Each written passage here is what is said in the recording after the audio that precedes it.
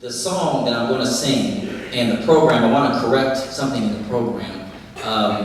It says Amazing Grace and an unknown melody. And if you have a pen or pencil and you want to scratch that and out, it's Amazing Grace, the unknown melody. So it's not too, I didn't want you to say, where's the other song, Unknown Melody? It's Amazing Grace, the unknown melody.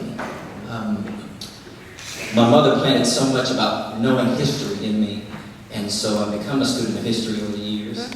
And being a part of music and having music so much a part of my being, I've come to the place where I like to know the meaning behind music, so that when I'm singing something, I know what the song is truly about. I like to study and know what was in the writer's mind when they wrote certain songs. I like to know what was in the creator's mind when they made a melody. Because if you don't know, sometimes someone will write something and not have any music to it. Some people will write music and not have any words to it, and they come together. And so, Amazing Grace, the unknown melody.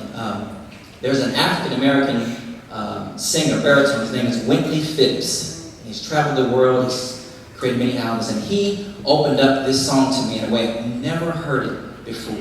And so I'd like to share his monologue and what's opened up my mind to this song. How many of you like Negro spirituals? There we go. Yes. Did you know that Negro spirituals are built on 5 notes? It's called, for music people and those that are not, it's called the pentatonic scale. Penta meaning 5. There are 5 notes in the pentatonic scales. And for major Negro spirituals, guess what? Major and most Negro spirituals were based upon 5 notes, and all 5 notes are played on the black keys. I know you can't see that out here. I know you can't see this, but I'm playing this now. These are the pentatonic notes, 5 notes, black keys. And it repeats itself. And it repeats itself. 5 notes.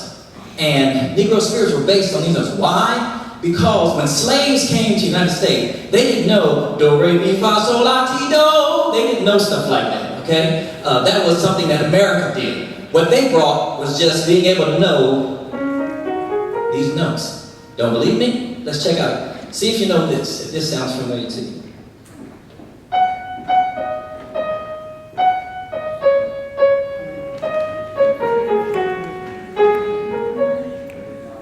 Every time I feel the Spirit moving in my heart, I will pray.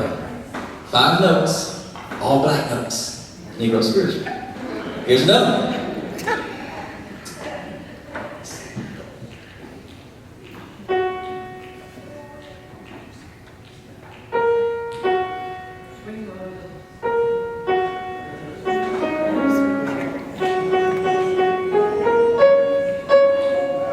Swing low, sweet chariot.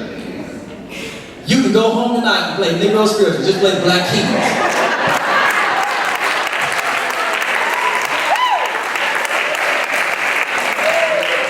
Did you know they also have white spirituals? Did you know that? They have white spirituals. Historically, they wrote music based upon the pentatonic scale.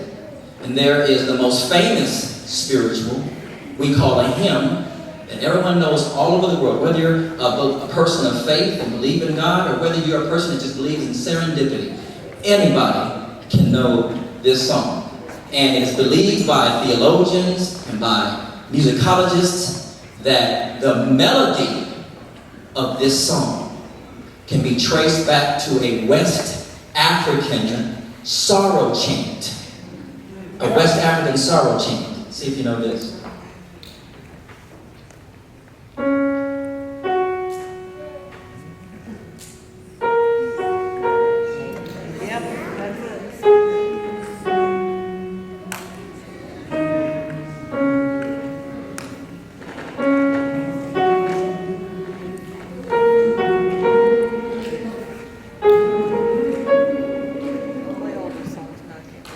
Amazing Grace. Anybody know who wrote that song?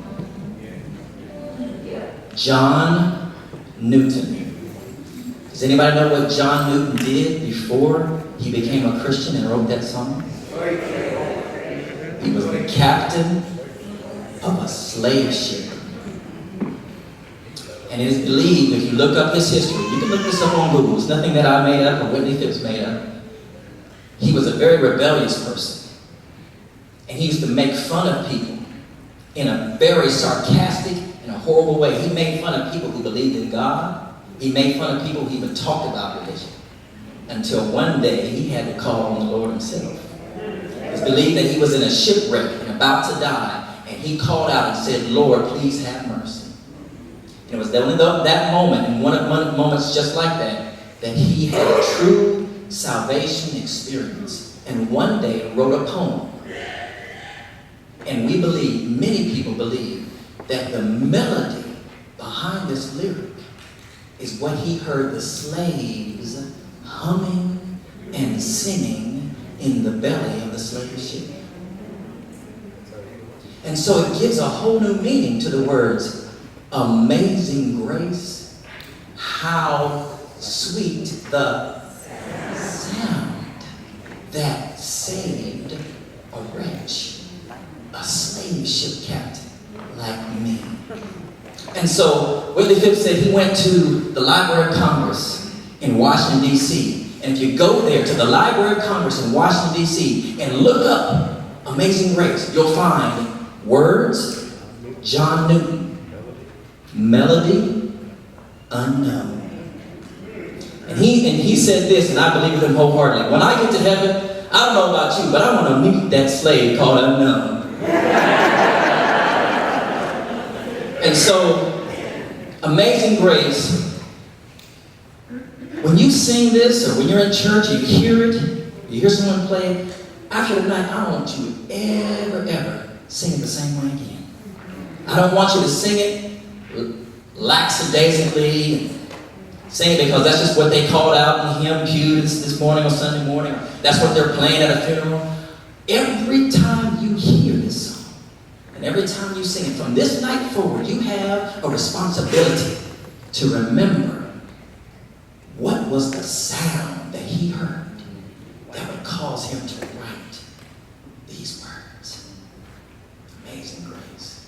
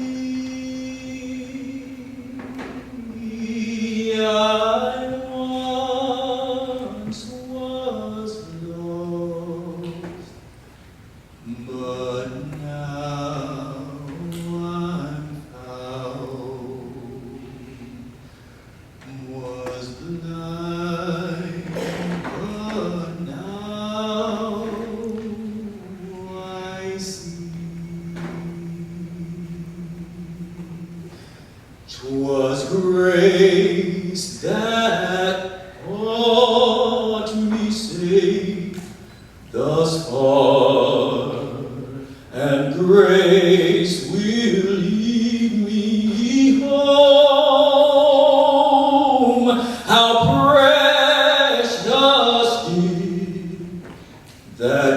grace of Him, the hour I first believed.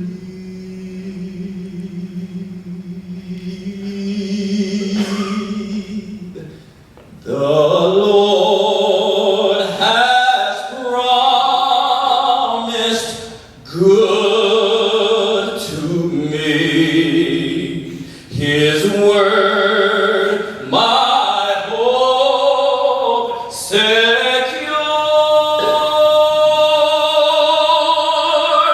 He will my shield and portion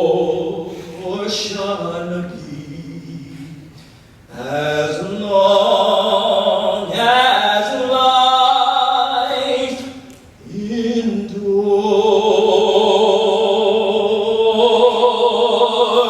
Yea, when this flesh and heart shall fail, and the mortal life shall cease,